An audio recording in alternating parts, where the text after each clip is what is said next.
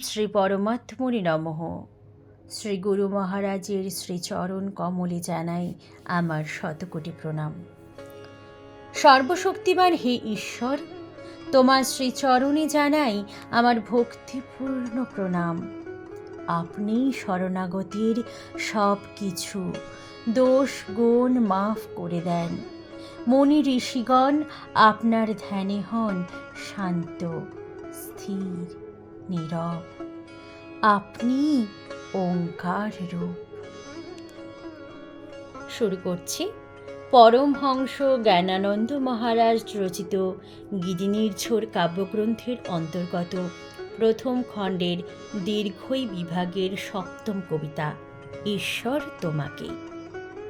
ঈশ্বর, তোমাকে এ জীব জগৎ সর্বশক্তিমান জেনে আশ্রয় নিতে সকলে বাধ্য তোমারই শ্রীচরণে। তোমার সমান কে বা আছে আর সুর বীরত্বে যুক্ত, শরণাগতের আসুরিক গুণ নাশিয়া করো হে মুক্ত।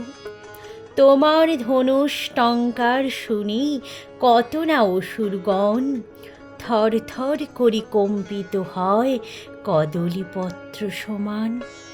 তোমার মহিমা অনন্ত শাস্ত্রেও বর্ণনা কি সম্ভব, মুনি ঋষিগণ তোমার ধ্যানেতে শান্ত স্থির নীরব।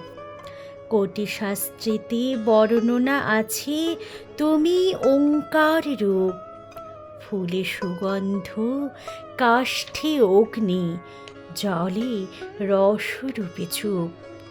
অবাধ তোমার গতি জানি প্রভু, যে কেহ না পায় পার। তব শেষমেষ অভয় চরণে আপনারই উপহার। তোমার মহিমার মাঝে তুমি আছো, তুমি হৃদয়ের নাথ। জনমে মরণে তুমি সদ্গতি, তুমি আছো সাথ সাথ। হরি ওম তৎসৎ।